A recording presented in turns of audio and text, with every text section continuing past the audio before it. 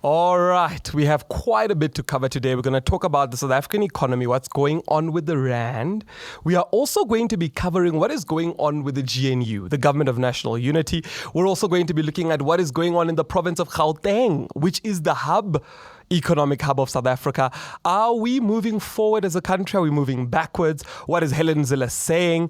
And also a very interesting story of a doctor who seems to have gotten himself in trouble with SARS, over 17 million. We're going to talk more about that. But the first story, which is really making the headlines, is the RAND dropping. Now, in a country like South Africa, where majority of the people are poor, over 50% of this country lives in poverty, majority of young people are unemployed in this country.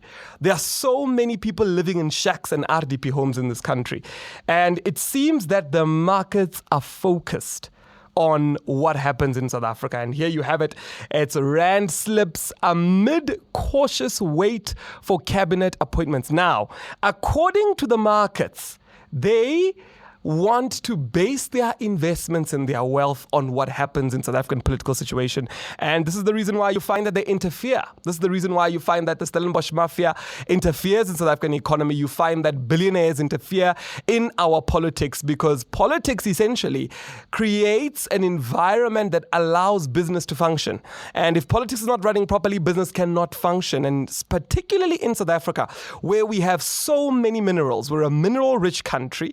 We have literally minerals that countries depend on and that have created billion-dollar industries all around the world. So there is a very big focus and a big outlook there. Now, caution dominated the mood across emerging markets on Monday ahead of the local central bank policy decision lined up through the week, while investors awaited cabinet appointments in South Africa and assessed the impact of latest sanctions on Russia.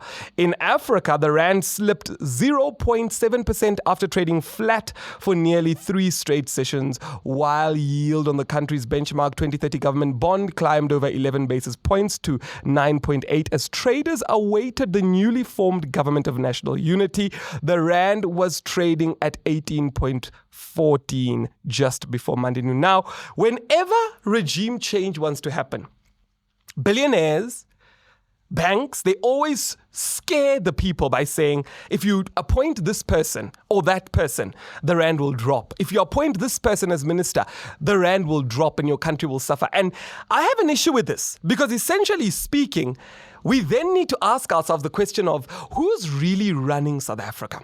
And especially because we are a mineral-rich country, with many countries have got an interest in our country, billionaires have got an interest in our country.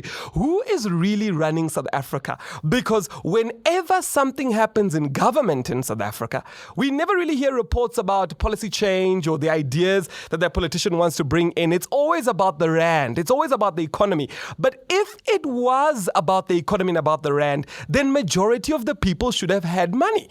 Because, here's the thing, and let me break it down.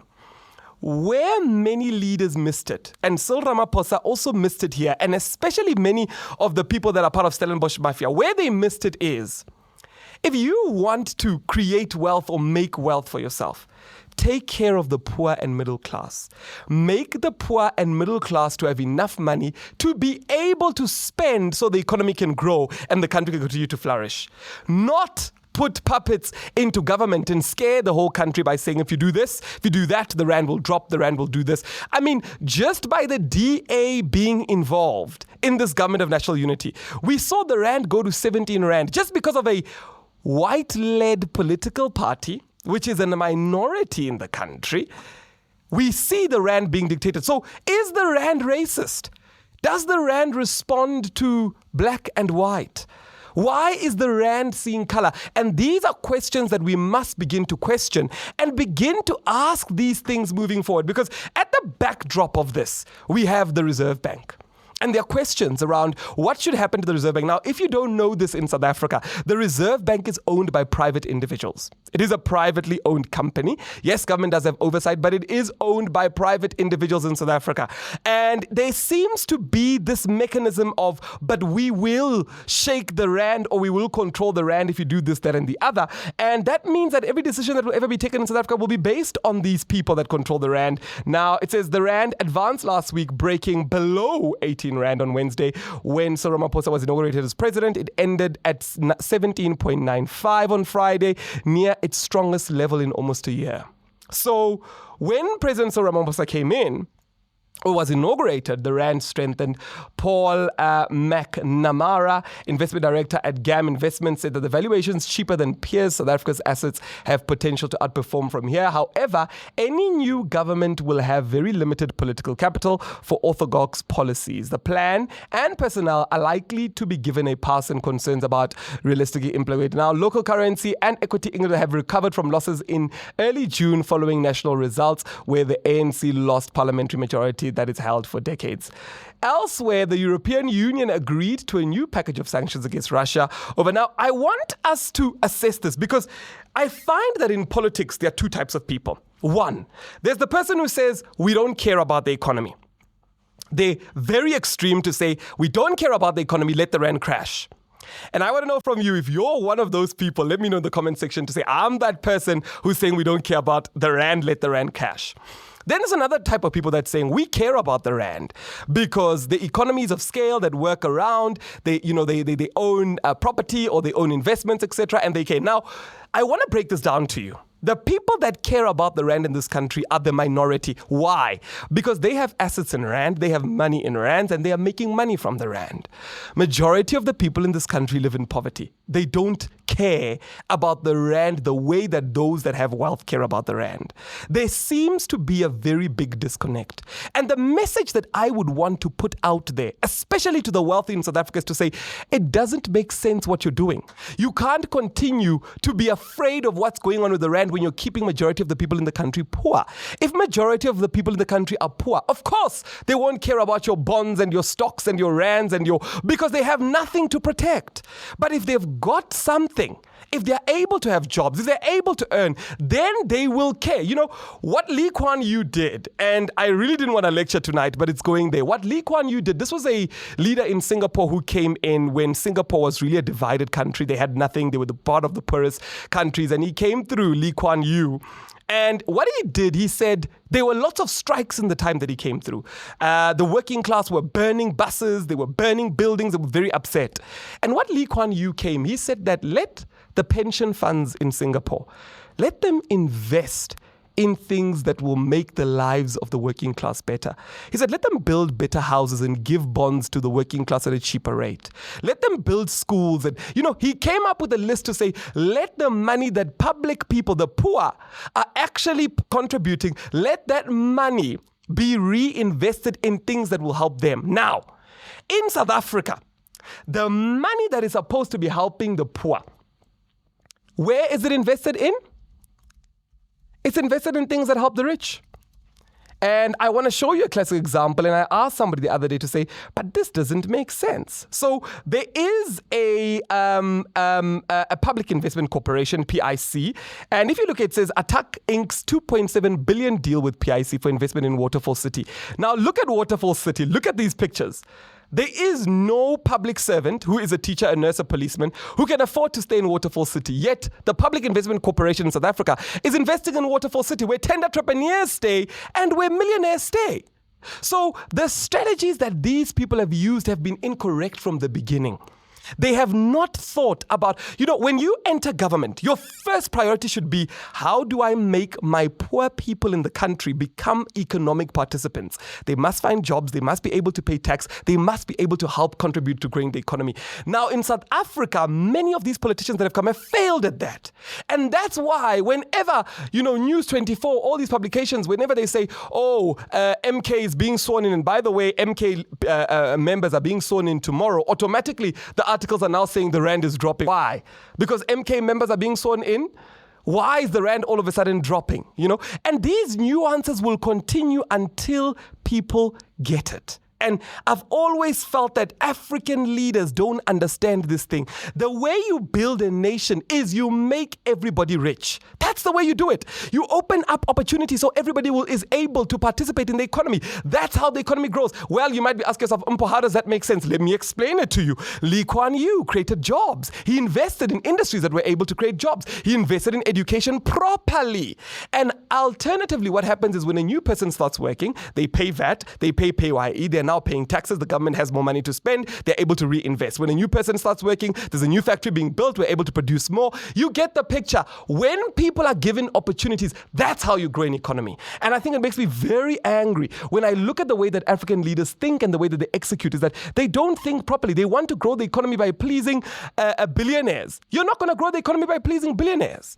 Now, what's going on with the GNU? Because a lot of people are asking, Government of National Unity, and you will notice that I am speeding today. We've got a National Executive Committee meeting of Arise South Africa tonight. So I am running out of time. So I'm going to try and get as much as we possibly can. And if I am going too fast for you, please, you are able to slow down on your YouTube. In the settings button, you are able to slow down my speed so that I do speak a little bit slower for you if I am going too fast for you. That is possible. Now, let's move on. In the GNU that they talk about, remember, we came to discuss to say that the GNU is non-existent. It's a scam word. It's not a real thing. They're using it just to fool people. And guess what? Today we wake up to Sil Raposa talking about the GNU. And this is a tweet by Sil Raposa on his Twitter page. And it says here that the country's hopes are pinned on the success of the GNU. Our stated commitment to work together constructively and for South Africa's benefit has generated a great deal of goodwill that we should not squander. I wonder what that goodwill is. Is this goodwill the RAND that majority of South Africans can't even participate in? And this is the presidential newsletter. For those of you that don't know, President Sil Raposa does have a newsletter that he releases every week. But however, I've often found that it just wumbles and, he speaks about the fact that this government is a GNU and that's the end of the presidential newsletter. But the truth of the matter is there are cracks on the wall. People don't understand what he's talking about. They don't agree. They don't know. And one such a person is Tito Mboweni. Tito Mboweni was invited to an interview, and this is what he had to say about the GNU. The National Party left the government, but fortunately the IFP stayed on. So you had the government basically of the ANC and the eNCA Freedom Party. Context is different now. Right. What we have now is not a transitional government. It's an attempt at trying to form a government because the elections were not decisive. No party was big enough to form a government on its own. And therefore, this is actually not a government of national unity at all. This is a coalition government of the parties which have not been able to get more than 50% of the vote. And I would like to insist on this. Conceptually, this is not a government of national unity we're talking about. We're talking about a coalition of parties to form a government. And I think that's very important. Is a GNU. Now, you have President Sil Raposa continuing to say to the country in his newsletter that this is the government of national unity, yet you have Tito Mboweni, who is a member and of the ANC and part of their leadership, and he comes out and he says, no, it's not. So you can see that the way they do things in the ANC at the current moment, there is no coordinated way of thinking. There is no political teaching or political willpower. There is no understanding. It's as though they walk on in darkness. And some call it a GNU, then the next morning somebody says it's not a GNU. And people are starting to be concerned to say, what is going on in South Africa? We all went out to vote and we were hoping that things would change. Now we're sitting and, we are seeing this and that and a whole lot of stuff is happening. Yet, we're not seeing the country progress forward. Now, you must remember the most dangerous part of this all is that the more this happens, the more the poor and disenfranchised suffer. Because what begins to happen is people stop investing in the country. People feel that it's uncertain. People don't understand what's going on.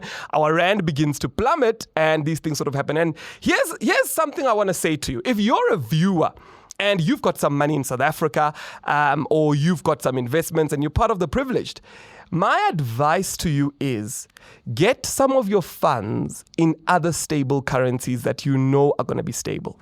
Because I think what we're going to be seeing over the next couple of days is we're going to see the RAND really move in very rapid rates. And I used to have a show called The Best Finance Show where I talked about stock markets and economies and cryptocurrencies and blockchain and all sorts of things. And a lot of people want me to bring it back. And I might consider bringing it back where we educate educate each other on finances, because that's also very important. So if you want to see that show, comment in the comment section. Bring back the best finance show. Bring back, and if I've got 100 comments saying I must bring back the best finance show, I will bring it back.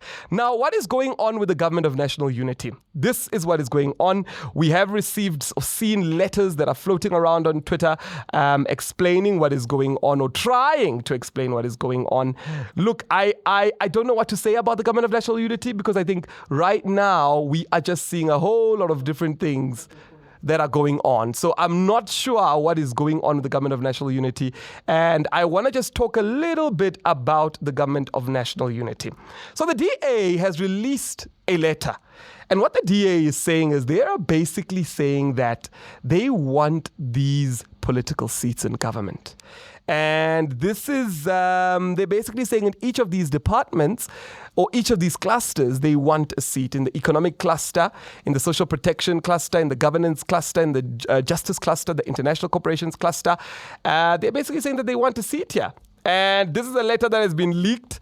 And I just want to read a part of it. It says, we would seek to have a deputy minister in the same ministries as we have ministers, with the exception of the finance ministry, where we would only be appointed to the post of deputy minister, as set out earlier. It is obviously, so as you can see, this letter is telling us that the ANC has agreed that the next finance minister is going to be a DA person. And already in KZN, we've already seen that it's a DA person who is in KwaZulu-Natal. So these are some of the things that are coming out. It is obviously impossible to effect positive change if the processes of government and key personnel in government obstruct the democratic alliance at every turn. I mean, this doesn't make sense. A 20% party, okay. The director generals in departments reporting to the Democratic Alliance ministers are selected by panels consisting of Democratic Alliance ministers and are submitted to the president for his approval, and such approval cannot reasonably be withheld. The contracts of all current DGs would also need to be reconsidered in light of our concern that incumbents may not be amendable to direction for Democratic Alliance ministers, especially given the ANC's cadre deployment policy. So the DA is basically saying we're going to fire everybody that's already in government departments, and we want to put our own. That all tenders in departments routing to Democratic Alliance ministers issued since the promulgation of the election date be reviewed.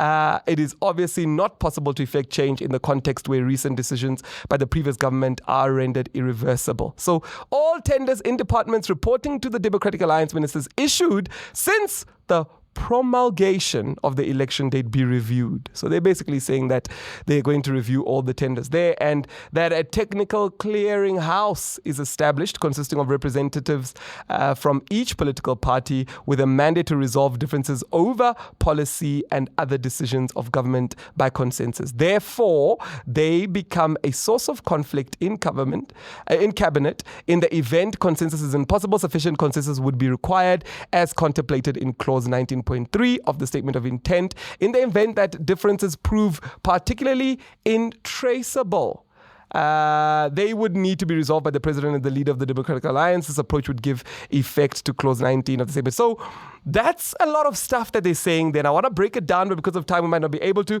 Finally, please be advised the Democratic Alliance participant in government in KwaZulu-Natal depends on the participation in government and national. So this is a threat. So this is the DA basically saying that if you don't do this, we will pull you out of KwaZulu-Natal. Remember, the ANC is in KwaZulu-Natal with a very, very small minority. We would like to reiterate once again that we fully remain committed to participating in the government in which we would be able to effect change for the people of South Africa. Our country faces a unique opportunity now to implement programs that would boost job creation, alleviate poverty, and that's where the statement is. I mean, a lot is happening.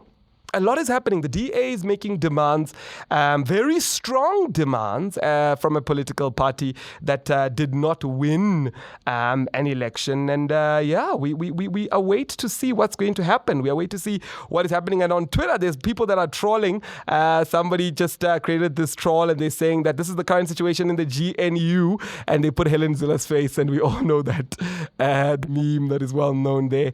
But we are in uncertain times in South Africa. And because we're in uncertain times, it calls for things to be done a little bit differently from what each and every one of us have been used to. And I think this is something we all need to realize, that GNU, or the coalition, which is a more honest term, is something that we've never had before. So these things are new, and it demands that we keep learning. It demands that we hold leaders accountable, and it also demands that we are careful, especially those that have built wealth and are in South Africa. Be careful with the wealth that you've built, because we are in a state right now where we do need to be careful. There are certain things in this country that if they did go wrong, a lot of people do end up losing. Now, in Gauteng, we're seeing something happening here.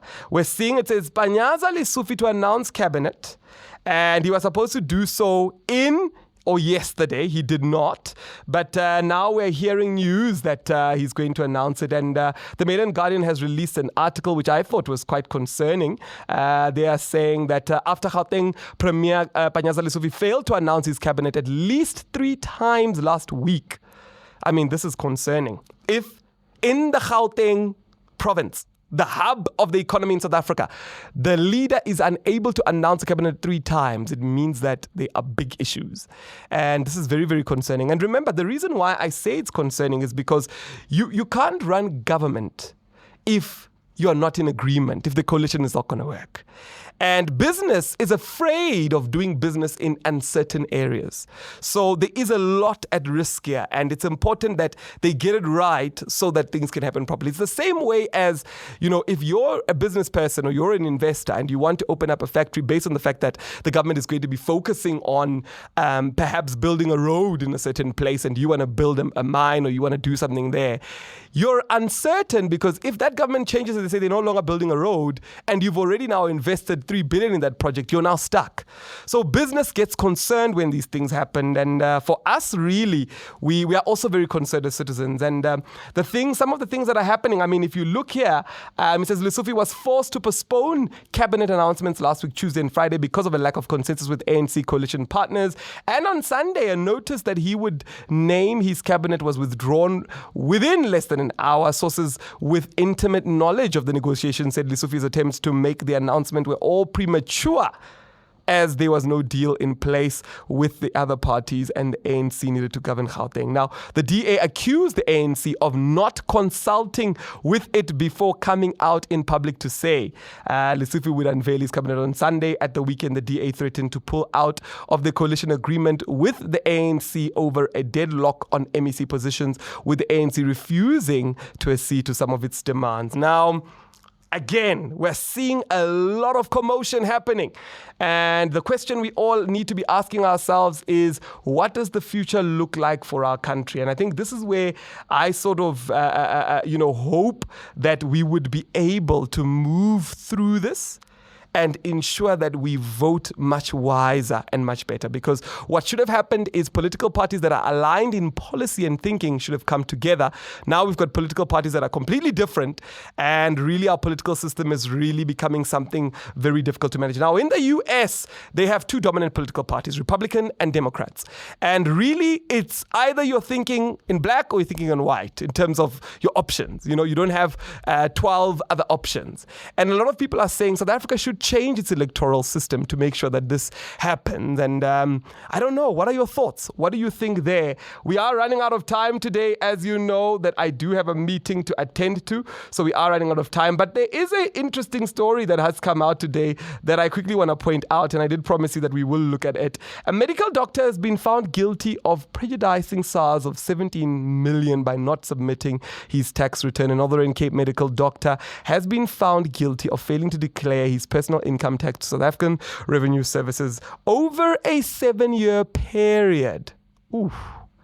Fabian Royston, 55, was convicted in Kimberley's Commercial Crimes Court on Monday. According to the Directorate for Propriety Crimes Investigation, known as the Hawks, Dun was found guilty of contravention of Tax Administration Act of 28 of 2021. Warrant officer said the accused owned a medical practice called FR Dun Practice and failed to submit personal income tax returns from 2015 to 2022. Now, the reason I'm bringing this up is because it is we always hear of black people from the media and their tax wars and their tax issues. And it's the first time that we're hearing of somebody else, of a different race. And I'm looking at the publication. The story is only running on IOL. It's not running on all the other publications. And again, I asked the question to say, we need our media to transform in the country. If you're going to be dragging black women for not paying tax, if you're going to be dragging black men for not paying tax, we need to make sure that you drag everybody equally, if that is what you're planning on doing. That do not allow bias and race to come into journalism in South Africa. And it's a call that I've been making to say that we must hold journalists accountable. And I said the other day that, I'd love to start a media publication house where we report news in a fair way that represents the majority of this country. And many of you did show interest in that. So we are looking into it to see what we can do. But in South Africa, we've got a lot happening. A lot of things are changing. A lot of things are very unsure and uncertain. And tomorrow I'm going to come through and hopefully we'll have a longer time because I won't have an NEC meeting. And really what I want to discuss is we're going to look at the MK swearing in. And we're also going to look at, and I think it's important to look at this, some of the things happening in the country, what the direction should be and what we should be fixing or focusing on. Because one thing we can do from where we are is we can influence policy. As a platform, we're able to do that. And that's one of the powerful things about media. So we want to make sure that we're not only just discussing stories, but we are influencing policy, we are influencing what's going on, and we are understanding all the things that are going on in our political system. So thank you so much for joining me. Make sure that you subscribe and make sure that you leave a comment in the comment section. Now, many of you are not subscribed to the channel, and it doesn't help us when you don't subscribe. So make sure that you subscribe, you leave a comment, and I will see you tomorrow. Thank you so much for joining me today, and that is the end. Thank you and good night.